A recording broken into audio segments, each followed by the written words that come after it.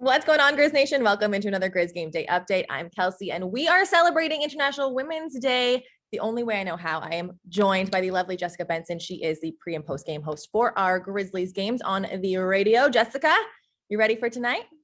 I am. Happy International Women's Day. Happy International Women's Day. Today's game tips off at 6:30. So that is like everyone remember this. It is not a 7 o'clock tip. It's 6:30. It's on TNT. For the rest of the games, make sure you're tuned in to Valley Sports Southeast. But let's get into the actual matchup today. I'm going to set the scene for you, Jess. The Grizzlies have played the Pelicans twice this season. They have both won by double digits. The Pelicans, although we love to say like, let's roll this over, and you look at kind of like their whole season, they started the season 3-16. Since then, they are 24-21.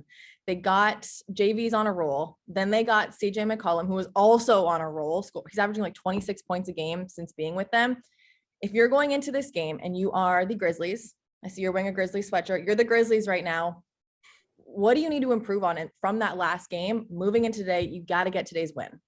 I think the biggest thing from the game in Houston, and such a bummer of a loss to the Rockets, we're coming into a worse record in the NBA. It was just such a good reminder for this team going the rest of the way, where they do have the easiest schedule coming out of the All-Star break, that you really can't overlook anyone in the NBA. And like, these nights happen. You see it when you're looking at the scoreboard the next morning. You're like, oh, so-and-so beat so-and-so. Like, how the heck did that happen?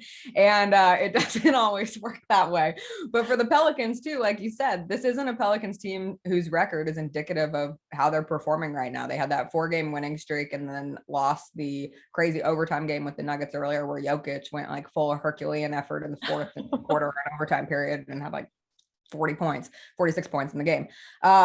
But for the Grizzlies, you just have to get back to the consistency that was carrying you forward. And the Pelicans do pose some of the problems that the Grizzlies have seen. Brandon Ingram in particular is the kind of player on the wing, a la what we just witnessed with Jason Tatum having such a game in Boston last week. So you have to really hone in on him. The other tricky player tonight, I think, is Herb Jones. He has low-key become one of the best defensive players in the NBA right now and continues to fly a bit under the radar when you just look at the big names of CJ McCollum, Brandon Ingram, Jonas Valanciunas. But he could be a real difference maker tonight too.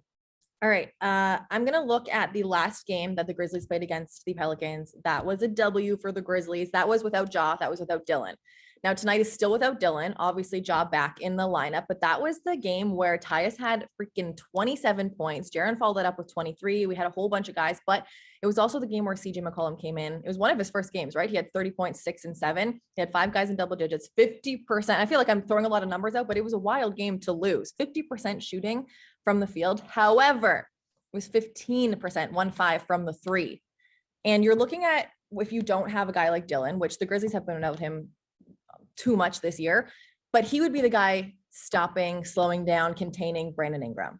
Yeah. Defensively going into this game, Jess, who do you think needs to have a big game? When you talked about the big 3 on the Pelicans, plus a guy like Herb Jones, who is a great kind of like penetrator, like who needs to step up on the defensive end?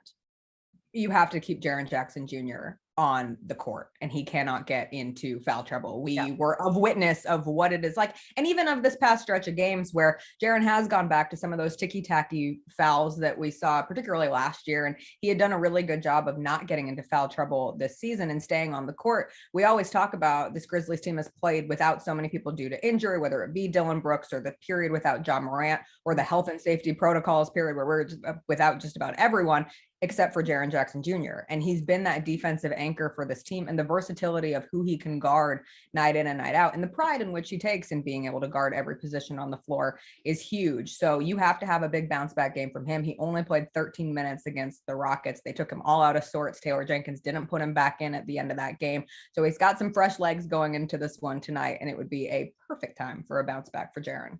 Yeah, I'm going to piggyback off of that and say that I actually think Jaren needs to have a big offensive night as well.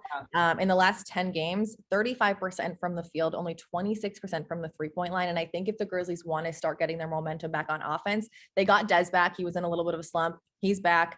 Now they got to get Jaren back as well. Once they get all those cylinders rolling, I think it's going to be a good one. And I think today, Jaren has the ability to stretch the floor because of the matchups they have. Like JV and Steven will have each other. Him and Brandon Ingram will have each other. Like he has the ability now to stretch it out and hit some threes if he's able to and get them open. If you have to pick, I picked Jaren. You got to pick one offensive player now to have a big night for the Grizzlies. And it can't be Ja. Ja's going to have a good night. Like That's fair. One more stat on the Jaren side of things, because I do agree with you there. The Grizzlies are 19-4 when Jaren has scored 20 plus. Like when he's in his groove offensively and his ability to shoot the three and play outside, but then also putting the ball on the floor, blowing past some of those mismatched defenders, like that's been huge for this team and his ability to work inside outside.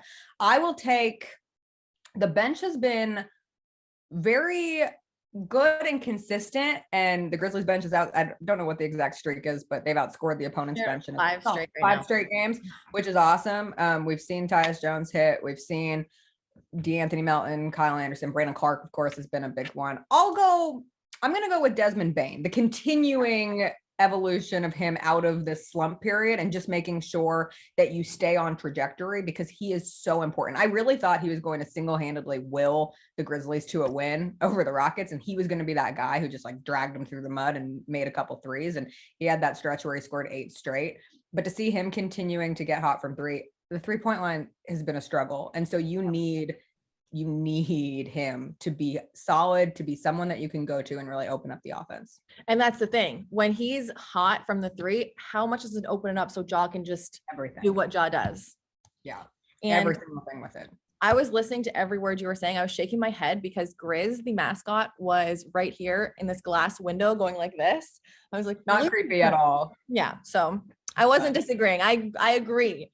All right. Everyone at home, the game tips off. Remember, I'm saying this again with like big sirens. 6:30 tonight is tip off. It's on TNT. Make sure you're tuned in. If you're driving, if you're at home and you want to listen to the little home broadcast, Jessica's got you. Tune into the radio. Eric Hasseltine. No one more excited than Eric Hasseltine on a radio broadcast. Seriously.